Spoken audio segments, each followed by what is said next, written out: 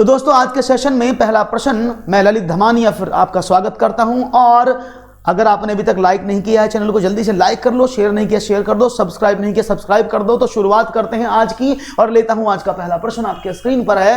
गणित के अध्ययन में एक बच्चे ने निम्न में से किस गुण का विकास होता है? अगर गणित का अध्ययन बच्चा करता है तो इसमें कौन से गुणों का विकास वो करता है? आत्मविश्वास का करता है या फिर वह आत्मनिर्भरता का करता है, तार्किक सोच का, यह सभी किसका करता है? ये आपको जवाब देना। तो देखते हैं आपका सवाल का जवाब क्या होगा। गणित के अध्ययन से बच्चे में किस विकास का गुण का विकास होता है? तो आत्मविश्वास, आत्मनिर्भरता, तार्किक सोच, ये सभी। तो आपको बता दें गणित पढ़ने से बच्चे के अंदर तार्किक सोच, तार्किक शक्ति, तार्किक ज्ञान, तर्क शक्ति, विचार शक्ति, ये सारी शक्तियों का विकास स्वयं ही हो जाता है। तो राइट ऑप्शन ये सभी होना चाहिए। बहुत ही खूबसूरती से आप लोगों का जवाब मुझे मिल रहा है, यही जवाब मुझे अपेक्षित है आपसे। एक और सवाल, गणित ज्ञान का निश्चित तथा ठोस आधार होता है, यह कथन किस की प्रकृति की ओर इंगित करता है? कठिन, अलंकारिक, तार्किक या आलोचनात्मक? गणित ज्ञान का निश्चित ठोस आधार होता है, यह कथन गणित की किस प्रकृति की ओर इशारा करता है? ये आपको बताना है। और देखते हैं कठिन आकृति की ओर, अलंकारिक की ओर, तार्किक या आलोचनात्मक, किस प्रकृति की ओर ये इशारा करता है ये तो आपको बताना है। तो देखते हैं, mathematics is a defined and solid foundation of knowledge, this statement indicates which nature of mathematics? तो कौन सी? कठिन होता है, दैट इज हार्ड, रेथोरिकल, तार्किक या आलोचनात्मक? जल्दी से जवाब चाहेंगे डी यानी आलोचनात्मक। अच्छा, वो पहले वाले प्रश्न का तो नहीं दे रहे हो। सी, बहुत ही खूबसूरत, क्योंकि गणित की प्रकृति होती है तार्किक और गणित को हमेशा तार्किक विषय, तार्किक सोच का विज्ञान कहा जाता है। तो तार्किक एकदम सही जवाब होगा जो आपने दिया है, तार्किक एकदम सही जवाब, क्योंकि मैथमेटिक्स की जो प्रकृति है, nature of mathematics always be तार्किक, वो बहुत तार्किक होता है। That's why you can easily handle this question by the simple terms. बहुत ही सुंदर जवाब आप लोगों का मिला है। एक और सवाल आपके स्क्रीन पर ये रहा। दोस्तों लाइक शेयर करते रहना, लाइक शेयर बना रहना चाहिए। गणित शिक्षण के मुख्य उद्देश्य क्या हैं?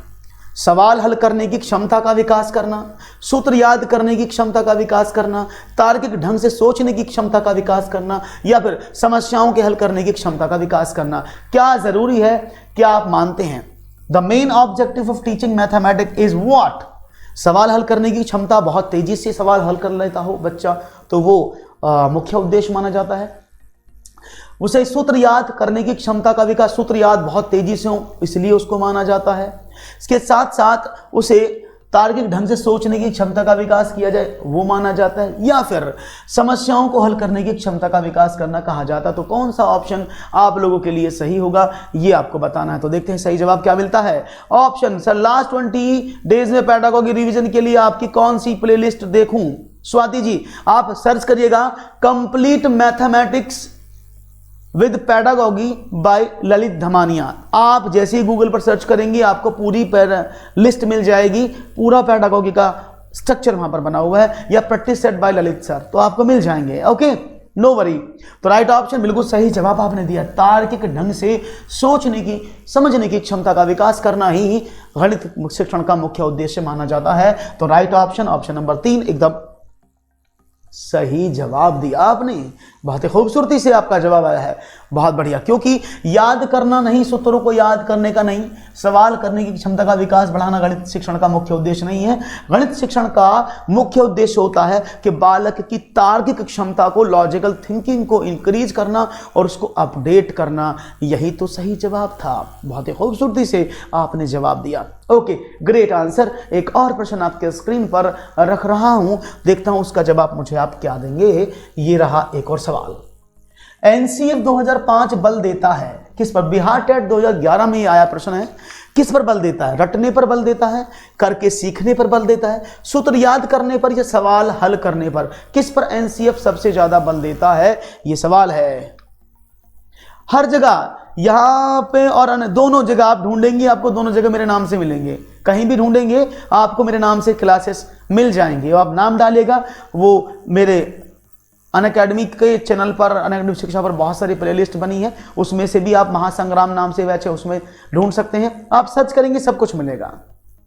चलिए, तो यहां पर देखते हैं रटने की क्षमता पर, सूत्र याद करने पर तो बल नहीं देता, यानी हमेशा एनसीएफ रटने पर बल नहीं देता, याद करने पर बल नहीं देता, सवाल को हल करने पर बल नहीं देता, वह करके सीखने पर बल देता है कि बच्चा करके सीखे। एनसीएफ इस बात पर ही तो बल देता है, क्योंकि 2005 में यही कहा गया जब बच्चा कुछ करे तो वह हर चीज को करके सीखे, अपने आप से लर्न करे, देन अर्न करे। That is the right option. बिल्कुल सही जवाब आप लोगों का एकदम करेक्ट आंसर है। एक और सवाल आपकी स्क्रीन पर ये रहा, एक अच्छा गणितज्ञ होने के लिए जरूरी है, कहते ना, जिंदा रहने के लिए तेरी कसम, ऐसे ही अच्छा गणितज्ञ होने के लिए ओ बच्चों कौन सा जवाब जरूरी है, बताओ जल्दी से। सभी अवधारणाओं को समझना, लागू करना और उसमें संबंध बनाना, सवालों के उत्तर देने की तकनीकी में निपुणता, अधिकतर सूत्रों को याद करना या बहुत जल्दी सवालों को हल करना। देखते हैं, गुड इवनिंग टू एवरीवन, क्या जवाब देते हैं आप।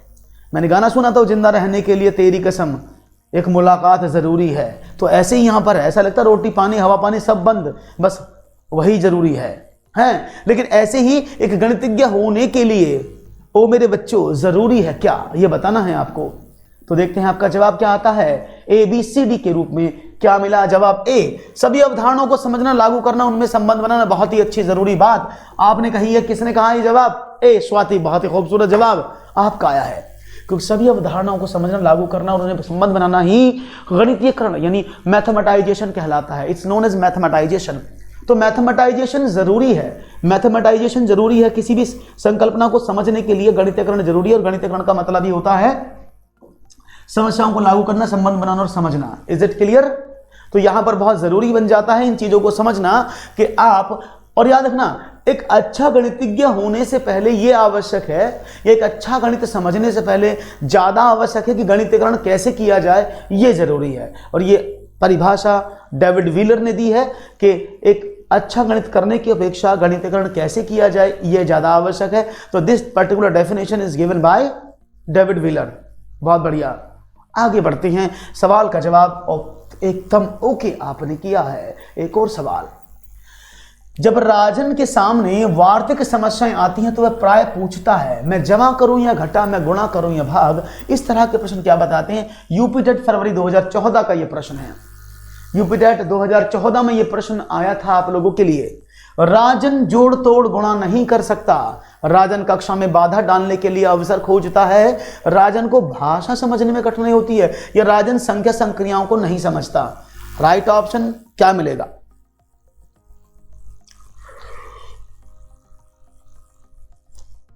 Nice song. ओके, तो सवाल का जवाब चाहिए भाई मुझे। अब ये सॉन्ग की तारीफ नहीं चाहिए, डोंग को आंसर रॉन्ग नहीं चाहिए, सवाल का जवाब आपको मिलना चाहिए।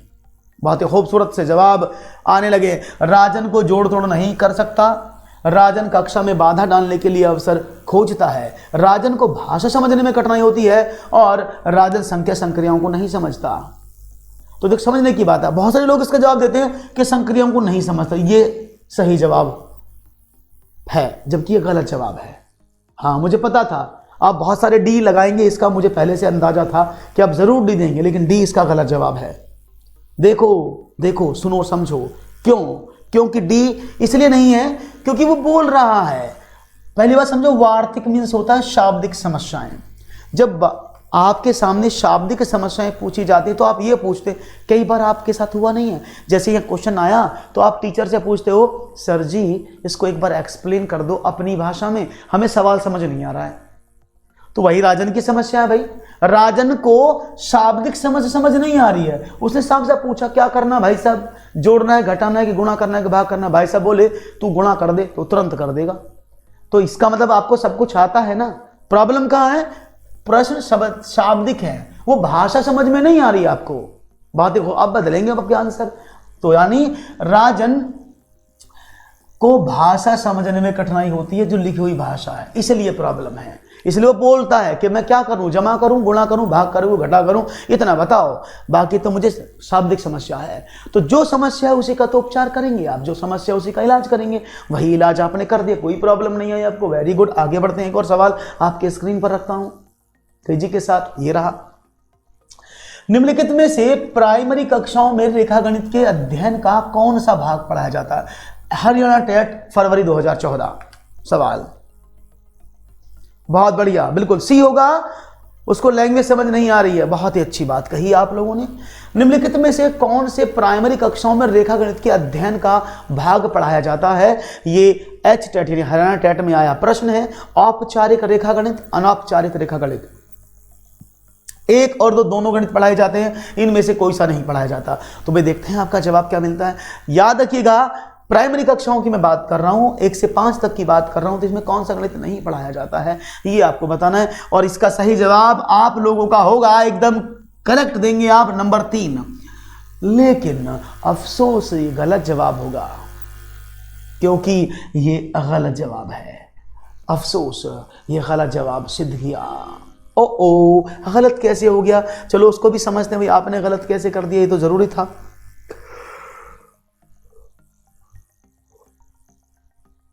आपको बताना जरूरी है कि गलत कैसे हो गया। समझो, क्योंकि आपने वॉन हेले भाई साहब को तो पढ़ा ही होगा, जिन्होंने 0 से लेकर 1, 2, 3 और 4 4 लेवल ज्योमेट्री थिंकिंग के बताए थे, 0 से 4 तक, है ना? सब जानते हो उन लेवल्स को।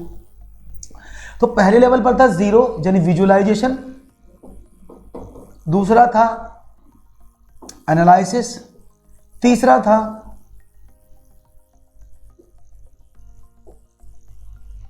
इनफॉर्मल, और चौथा था फॉर्मल, और पांचवा था रिगर, दृढ़ता, यानी चाक्षुषीकरण, विश्लेषण, अनौपचारिक निगमन, औपचारिक निगमन और दृढ़ता। और अब सभी जानते हैं कि ये वाले लेवल जो 0 से लेकर 1, 2 हैं, 0, 1, 2 ये लेवल हमेशा 1 से 5 पर पढ़ाए जाते हैं। और यानी अनौपचारिक, और रेखा गणित का मतलब क्या होता है? ज्योमेट्री का ही तो पार्ट है रेखा गणित। तो यानी रेखा गणित जो है वो अनौपचारिक पढ़ाया जाता है, औपचारिक तो कक्षा 6 से 8 तक पढ़ाया जाता है। तो राइट ऑप्शन था ऑप्शन नंबर 2, ना कि ऑप्शन नंबर 3। बात समझ में आ गया होगा? ये नहीं होगा, है ना? अनौपचारिक पढ़ाया जाता है, औपचारिक तो कक्षा 6 से पढ़ाया जाता है भैया। Is it clear? बहुत ही खूबसूरत जवाब आपको मिला, अच्छे से आपने जवाब दिया, काबिले तारीफ है ये। ऐसे ही तारीफ मैं आपकी करता रहूंगा अगर आप सही जवाब देते रहेंगे। तो सही जवाब दिया आपने। एक और सवाल आपकी स्क्रीन पर चलता हुआ। एक गणित अध्यापक बच्चों में गणना करने की शक्ति को निम्न द्वारा बढ़ा सकता है, यानी a mathematic teacher can increase the power of calculation in children by. HTET 2014 फरवरी का प्रश्न ये दोबारा से आपके समक्ष है। संकल्पनाओं को स्पष्ट करते हुए काफी अभ्यास करवाना, शिक्षण के दौरान कक्षा में क्रियाशील गतिविधियों का आयोजन करके, केवल एल्गोरिथम का प्रयोग करके, या उपरोक्त में से कोई नहीं। इनमें से कौन सा जवाब सही है? गणना करने की शक्ति को किस प्रकार वो बढ़ा सकता है? जवाब आपके सामने होना चाहिए। तेजी से बढ़े जवाब। वीर तुम बढ़े चलो, धीर तुम बढ़े चलो। जवाबों में आपके लहू का जोश हो, तभी सवाल का जवाब सही होगा। सरकार गिर गई, उठेगी भी जब गिरी है तो आज। अंजलि, चलो देखते हैं जवाब क्या मिलता है आपका। तो भाई बहुत ही खूबसूरती से जवाब मिले हैं यहां पर। बिल्कुल सही बात है। जब भी गणना संबंधी शक्तियों को विकसित करना होता है तो कक्षा में क्रियाशील गतिविधि होती है। मैं आपको सुना देता हूं। जब बचपन में छोटे छोटे टिल्लू मिल्लू थे तो उनको मास्टर जी कैसे पढ़ाते थे? एक प्यारी चिड़िया रही डाल पर सो, एक और आ गई, बोलो कितनी हो गई? बच्चे बोलेंगे 2। अच्छा, 2 प्यारी चिड़िया बजा रही थी बीन, एक और आ गई, कितनी हो गई? बच्चे बोलेंगे 3। बोले 4 प्यारी चिड़िया उड़ गई और डाली हो गई खाली, बच्चा लोग बजाओ ताली। तो ऐसे आप बच्चों को क्रियाशील गतिविधियों के माध्यम से पढ़ाते हैं गणित की शक्तियां जो आपको शिक्षण के दौरान करानी पड़ती हैं। इससे बच्चा गणना संबंधी कौशल को मजबूत करता है, स्किल्स को डेवलप करता है। और यही सही जवाब था, एकदम ऑप्शन नंबर 2। ये क्रियाशील गतिविधियों का एक एग्जाम्पल है। आप पोएम के माध्यम से, क्विज के माध्यम से, खेल के माध्यम से पढ़ाते हैं। दीज आर दी गतिविधियां, दीज आर दी एक्टिविटीज जो आप क्लास में कराते हैं। बहुत ही खूबसूरती से जवाब मिला। एक और सवाल आपके सामने 10 ग्राम क्या है। ये 10 ग्राम तो मैंने एक दिन और भी समझाया था, और मेरा वाला 10 ग्राम आपको पता है मैं कितना खूबसूरत 10 ग्राम बनाता हूँ ना, पेंटिंग वाला 10 ग्राम। तो 10 ग्राम क्या है ये आपको बताना, तो देखते 10 ग्राम का आप मुझे क्या जवाब देते हैं कि what is 10 gram. Okay let's do it guys. 10 ग्राम देख लेते हैं। ये एक चीनी पुरानी पहेली है, विभिन्न ज्यामितीय आकृतियों को पहचानने के लिए प्रयोग किया है, या फिर इसके 5 या 7 टुकड़ों का होना, या सही उत्तर को छांटें। इनमें से कौन सा जवाब सही होगा? Let's take your answer. क्या होगा जवाब? 1 व 2 दोनों, 2 व 3 केवल एक, या ये सभी? इनमें से कौन सा सही जवाब है? सच्ची सच्ची बताना। 10 ग्राम मैं बना देता हूं। ये 10 ग्राम है। देखो 10 ग्राम कैसे बनाते हैं। आज मैं थोड़ा सा 10 ग्राम नई तरीके से बनाने की कोशिश करूंगा, जिससे कि आपको मेरा 10 ग्राम समझ में आ जाए। हालांकि मेरा 10 ग्राम इतना अच्छा होता नहीं है जितना मैं बनाने की कोशिश करता हूं, पर क्या करूं, बनाना तो पड़ता ही ना मुझे। देखो कितना अच्छा बना है।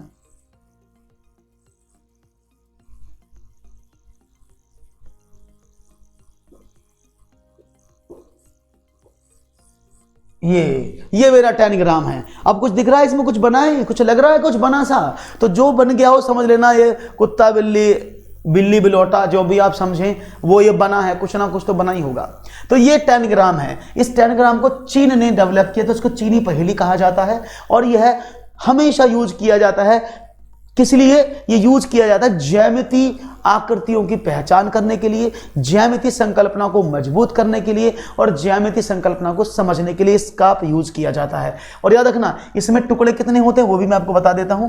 इसमें मात्र 7 टुकड़ों का होना पाया जाता है, इसलिए 1 2 3 4 5 6 और 7, तो इसमें 7 टुकड़े होते हैं, ना कि 5 टुकड़ा का होना पाया जाता है। Oh, okay, it's enough. It's not zoom. Okay, I will make it zoom. Okay, कहा है पाई चार्ट, तो पाई चार्ट भी जरूर पढ़ाएंगे, तो आज कल के सेशन में लेंगे, ठीक है ना। तो चलिए, बहुत ही खूबसूरती से जवाब मिला है। एक और सवाल लिया जाए तो राइट ऑप्शन था 1 और 2 दोनों, ये गलत लिखा है। इनमें से 5 या 7 टुकड़ों का होना नहीं पाया जाता। एक और सवाल, कक्षा में गणित अध्यापक द्वारा विद्यार्थियों के साथ साथ अच्छा संबंध विकसित करने के लिए उसे एक HTET 2014 का ये प्रश्न है, सभी के साथ मित्रतापूर्ण व्यवहार करना चाहिए, अच्छे से बात करनी चाहिए, बच्चों से प्यार करना चाहिए, व्यक्तिगत ध्यान देना चाहिए। याद रखना प्राथमिक कक्षा का प्रश्न पूछा है मैंने, तो प्राथमिक कक्षा को ध्यान में रखते हुए आप मुझे जवाब देंगे। कक्षा प्राथमिक है तो प्राथमिक पर मुझे सवाल देंगे, प्राथमिक कक्षा पर। कक्षा 1 में विद्यार्थियों द्वारा साथ साथ अच्छा संबंध विकसित करने के लिए क्या किया जाए, ये मैं समझ रहा हूं बोर्ड में लिखा तो यही है, ये बोर्ड ऐसे लिख दिया, ऐसा नहीं हुआ, ये आंसर है, बोर्ड वाला आंसर नहीं। हाँ, कभी सोच रहे हो बोर्ड लिखा है, सही है, लेकिन आपको बता दें प्राथमिक कक्षा की अगर मैं बात करता हूं, प्राइमरी लेवल की अगर मैं बात करता हूं, तो प्राइमरी लेवल पर बच्चों को साथ हमेशा आपको व्यक्तिगत ध्यान देना चाहिए। और ये आप सोच रहे होंगे व्यक्तिगत ध्यान देना चाहिए, तो इससे क्या होगा, जब आप बालक पर व्यक्तिगत ध्यान देते हैं ना, तो बालक के साथ उस टीचर की जो संबंध हैं वो बहुत अच्छे हो जाते हैं, और बच्चा टीचर से जो डर और कुंठा महसूस करता है वो नहीं करता। इसीलिए आपने देखा होगा, कई बार आपने रेमेडियल टीचिंग का नाम तो सुना ही होगा, रेमेडियल सुना है ना, रेमेडियल टीचिंग जिसको उपचारात्मक शिक्षण बोलते हैं। तो रेमेडियल टीचिंग के अकॉर्डिंग वहां पर कई तरह से रेमेडियल टीचिंग कराया जाता है। एक ग्रुप में कराया जाता है ना, एक क्लास में कराया जाता है, एक इंडिविजुअल कराया जाता है व्यक्तिगत रूप से। तो वो इसीलिए कराया जाता है इंडिविजुअल रूप से कि जहां पर प्राथमिक क्लास का बच्चा जो टीचर के प्रति उसके अंदर भय है, डर है, परेशानी है, चिंता है, कष्ट है, टेंशन है, वो जब व्यक्तिगत रूप से पूछता है, टीचर उसको व्यक्तिगत रूप से समझाता है, तो वो चीजों को समझ जाता है। तो right option, very good, individual attention is most important, that is the right said bye Anjali, that is correct जवाब दिया आपने। तो राइट ऑप्शन था option number 4, personal attention at the primary level it's must. लेकिन अगर हम बात करते हैं डिग्री कॉलेज में, माध्यमिक स्तर पर, तो वहां पर पर्सनल अटेंशन देना मास्टर के लिए खतरनाक हो सकता है। यह बहुत अत्यधिक खतरनाक हो सकता है, क्योंकि अगर कोई मेल टीचर पढ़ा रहा है और फीमेल बालक पर अधिक ध्यान दे दिया तो समझ लेना मास्टर का पत्ता खत्म। और कोई फीमेल टीचर है और किसी मेल बच्चे पर ध्यान दे दिया तो उसका भी पत्ता खत्म। तो ये क्लास के स्तर के आधार पर चीजें बदलती हैं, है ना। लेकिन प्राइमरी स्तर पर सबसे अच्छा ऑप्शन यही होगा कि व्यक्तिगत ध्यान दिया जाए। वहां बदल सकती हैं स्थितियां, लेकिन यहां नहीं बदलेंगी। आगे बढ़ते हैं, एक और सवाल। प्राथमिक स्तर पर गणित की अच्छी पाठ्य पुस्तक के लिए निम्नलिखित में से कौन सी विशेषता महत्वपूर्ण है, ये आपको बताना है। सीटेट सितंबर 2015 में आया प्रश्न है। सीटेट 2015 में ये प्रश्न आया था। उसमें केवल अवधारणाओं का परिचय संदर्भों के द्वारा दिया जाना चाहिए। उसमें केवल बहुत से अभ्यास होने चाहिए, जैसे कि यथा तथ्य अभ्यास किए जा सके। यह आकर्षक और रंगीन होनी चाहिए, या फिर यह मोटी और बड़ी होनी चाहिए। तो देखते हैं आपका जवाब क्या मिलता है तेजी के साथ। मैं चाहूंगा आंसर मिले। क्वेश्चन आपके सामने बड़ा सिंपल सा है कि माध्यमिक स्तर पर गणित की अच्छी पाठ्य पुस्तकों के लिए कौन सी विशेषता महत्वपूर्ण है। उसमें अवधारणाओं का परिचय संदर्भों के द्वारा दिया जाए। उसमें केवल बहुत से अभ्यास होने चाहिए, जिससे कि यथा तथ्य अभ्यास किया जा सके। या वह आकर्षक और रंगीन होनी चाहिए, या वह मोटी और बड़ी होनी चाहिए। सही जवाब क्या मिलता है, ठीक है ना। तो यहां पर जवाब मिलते हुए आपके कमेंट सेक्शन में आ रहे हैं जवाब खूबसूरती के साथ। और यहां पर आप सभी कह रहे हैं कि 3। देखिए समझिएगा, आकर्षक और रंगीन होनी चाहिए, एक इसकी फीचर है, बहुत ही खूबसूरत कहा। That is a particular feature of the primary book. लेकिन रंगीन और आकर्षक से भी इंपॉर्टेंट वहां एक बात और है कि वो आकर्षक और रंगीन किस फ्रेम में बनी हो। ऐसा नहीं वहां पर एक लड़की छाप दी, निरमा फेना ही लेना, ऐसा नहीं। मतलब क्या है कि उसमें जो भी अवधारणा, जो भी कंसेप्ट दिया, जो भी चित्र दिया है, जो भी आकृति दी, जो भी रंग भरा है, उन सब का परिचय संदर्भों के साथ, ये रेफरेंस के साथ होना चाहिए कि वो दिया क्यों है। अगर वहां 5 आम बने हैं और 5 सेब बने हैं, 5 संतरे बने हैं, 3 केले बने हैं, तो उनका मतलब क्या है, वो जोड़ने के पर्पज से यूज हुए हैं। नहीं तो फिर आर्ट ही ना हो जाएगा रंगीन वाला। तो सबसे अगर ये नहीं होता ऑप्शन, तो ये सबसे अच्छा ऑप्शन था, आकर्षक और रंगीन होना। लेकिन इससे पहले ऑप्शन है कि उसमें जितने भी कंसेप्ट हैं उन सबका रेफरेंस के साथ साथ परिचय दी, नहीं मूर्त चीजों को लेकर सहारा लेकर दिया जाना चाहिए। That is the best part of any book. तो right option, option number 1 is the correct answer. अगर ये 1 नहीं होता तो 3 इसका सही जवाब होता। ओके, वेरी वेरी गुड, बहुत ही बढ़िया जवाब आप लोगों के आए। एक और सवाल। प्राथमिक स्तर पर गणित की पहेलियां मदद करती हैं। सीटेट फरवरी 2016 में आया प्रश्न। सीटेट 2016 में आया प्रश्न है। तो देखते हैं, कक्षा के प्रतिभा संपन्न विद्यार्थियों को पहचानने में, विद्यार्थियों को मनोरंजन प्रदान करने में, समस्या सुलझाने के कौशल को परखने में, समस्या सुलझाने के कौशल को प्रोत्साहित करने में। तो देखते हैं आपका जवाब क्या मिलता है। लेट्स डू इट गाइस, और देखते हैं सवाल का सही जवाब क्या होगा। ओके ओके, जूम के बोला था, जूम कर दिए हैं। अब सवाल देखते हैं आपका जवाब क्या मिलता है। प्राथमिक स्तर पर गणित की पहेलियां मदद करती हैं किसमें? सीटेट फरवरी 2016 का प्रश्न है। तो कक्षा के प्रतिभा संपन्न विद्यार्थियों को पहचानने में काम करती हैं, विद्यार्थियों को मनोरंजन प्रदान करने में करती हैं, समस्या सुलझाने के कौशल को परखने में करती हैं, या फिर समस्या सुलझाने के कौशल को प्रोत्साहित करने में करती हैं। तो यहां पर जवाब मिलने लगे हैं खूबसूरती से। मुझे पता था आप इसका आंसर क्या देंगे। बिल्कुल सही जवाब ऑप्शन नंबर 4 सोचा है आपने, तो 4 ही सही है। क्योंकि एनसीएफ 2005 के अनुसार जितने भी गणित के खेल और पहेलियां हैं वो सिर्फ बच्चों को प्रोत्साहित करने के लिए, बच्चों को मोटिवेट करने के लिए, ये समझाने के लिए कि ये कितना इजी है, उनकी रुचि उत्पन्न करने के लिए, उनके अंदर मनोरंजनात्मक तरीका उत्पन्न करने के लिए सिर्फ पहेलियां और गणितीय खेलों का प्रयोग किया जाता है। तो सही जवाब ऑप्शन नंबर डी ही है। एकदम करेक्ट आंसर आपने दिया है, जिसका कोई भी तोड़ नहीं है। बहुत ही खूबसूरत, क्योंकि कक्षा के प्रतिभा संपन्न बच्चों की पहचान करने के लिए बहुत सारे टेस्ट होते हैं। आप एफए कराते हैं, एसए कराते हैं, उससे पता लग जाता है। सिर्फ पहेलियां तरीका नहीं है जिससे वो पहचान पाए। विद्यार्थियों को मनोरंजन प्रदान करने में बिल्कुल नहीं। गणित में हर एक्टिविटी का काम मनोरंजन देना होता है, लेकिन मनोरंजन किस पर्पस के लिए दिया जा रहा है, उस मनोरंजनात्मक गतिविधि का कारण क्या है, वो बहुत जरूरी है। समस्या सुलझाने के कौशल को परखने में नहीं। आप कभी भी समस्या सुलझाने के कौशल को नहीं परख सकते किसी भी पहेली के द्वारा। हाँ, समस्या सुलझाने के कौशल को प्रोत्साहित करने में जरूर कर सकते हैं। हाँ भी बहुत अच्छा, इसको आसानी से कर लेगा, इतना आसान तरीका, ऐसे करो वैसे करो, तो देन लॉट्स ऑफ थिंग्स। तो यहां पर सही जवाब आपने एकदम सही दिया। 27 का 4th option is the correct answer, absolutely right answer. मिलेगा मिलेगा मिलेगा, प्लेलिस्ट जरूर मिलेगा। अगर आपको नहीं मिलता है तो आप सिंपल ये टाइप करें, complete maths pedagogy by Lalit sir, ये बाय ललित धमानिया। तो आपको सारे लेसन मिल जाएंगे विद पूरी प्ले लिस्ट मिलेगी आपको, ठीक है ना, डोंट वरी। तो यहां पर देखते हैं आपका जवाब क्या मिला है। तो यहां पर समझ सुलझाने के कौशल को प्रोत्साहित करने में एकदम सही जवाब आपने दिया है। एक और सवाल आपके स्क्रीन पर, गणित की प्रकृति है nature of mathematics, UP TET फरवरी 2018 में आया प्रश्न है। कैसी सजावटी है, तार्किक है, कठिन है या सामान्य लोगों के लिए नहीं है। It's not for the common person, या फॉर नॉट फॉर कॉमन। क्या आसान जवाब है, क्या आसान सवाल है, खूबसूरत जवाब, खूबसूरत सवाल आपके समक्ष। बस अब ना हो बवाल, उत्तर आए एकदम सही सही बिना किसी रोक टोक के।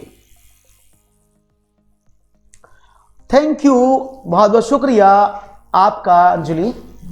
तो सजावटी, तार्किक, कठिन या सामान्य किसके लिए नहीं है। तो गणित की प्रकृति तार्किक होती है। Nature of mathematics always be logical, क्योंकि लॉजिक के आधार पर ही आप काम कर सकते हैं। Nature of mathematics always be logical, ये कभी भी सजावटी यानी बनावटी, सजावटी, कठिन और सामान्य लोगों के लिए नहीं, ऐसा नहीं है। वो हमेशा लॉजिकल होती है। जिसको गणित बहुत अच्छा आता है ना, वो बहुत अच्छी सी चीजों को समझता है। ओके, एक और सवाल आपके स्क्रीन पर, भिन्नों की संकल्पना के लिए परिचित कराने के लिए अध्यापक प्रारंभ कर सकता है कहां से। यूपी टेट 2016 में यह प्रश्न आया है फरवरी में। विभिन्न भिन्नों के अंश और हर की पहचान करा करके, एक संख्या रेखा पर भिन्नों को ज्ञात करके, भिन्नों को अंश बटा हर के रूप में लिखकर, जहां b नॉट इक्वल टू 0, उनके आसपास की वस्तुओं के भिन्नात्मक भागों की पहचान करा करके। तो कैसे समझेंगे सवाल, क्या होगा जवाब। इसमें लिखा है विभिन्न भिन्नों के अंश और हर की पहचान करा करके शुरू कर सकता है, एक संख्या रेखा भिन्नों को ज्ञात करके, या भिन्नों को अंश बटा हर के रूप में लिखकर, that is NR upon DR के रूप में लिख करके, जहां b नॉट इक्वल टू 0 है, या उसके आसपास की वस्तुओं की भिन्नात्मक भागों की पहचान करा करके। तो ये तो बहुत ही खूबसूरती से मुझे पता था आपका आंसर जरूर आएगा, और आपने दिया भी सही जवाब है। That is 4 is the right option, that is उनके आसपास की वस्तुओं के भिन्नात्मक भागों की पहचान करा करके एकदम सही जवाब आपने दिया है। क्योंकि आप देखते हैं रोटी है, रोटी को 4 जगह तोड़ दो तो ये भिन्न निकल गई 1/4, इसी से समझते हैं। आसपास की चीजों को देखते हैं, उनमें भिन्नात्मक भागों की तुलना कराने की कोशिश करते हैं, then good evening to everyone, then उसको समझाते हैं। बहुत ही अच्छा सवाल। एक और 30वां प्रश्न आपकी स्क्रीन पर बिना देरी करते हुए रहा। दोबारा से वही सवाल आ गया। तो गणित की प्रकृति कैसी है, यूपी टेट 2018 का सवाल फिर से रिपीट हो गया है। चलिए माफ करिएगा दोबारा से आने के लिए। तो ये तार्किक ही मैंने अभी बताया था। तो दोस्तों ये थे आज के प्रश्न। अगर अच्छा लगा हो तो चैनल को लाइक, शेयर, सब्सक्राइब जरूर कर दीजिएगा, और कमेंट सेक्शन में बताइएगा कि आपको वीडियो कैसा लगा। तो इन शब्दों के साथ मैं ललित धमानी लेता हूं इजाजत, और हाँ।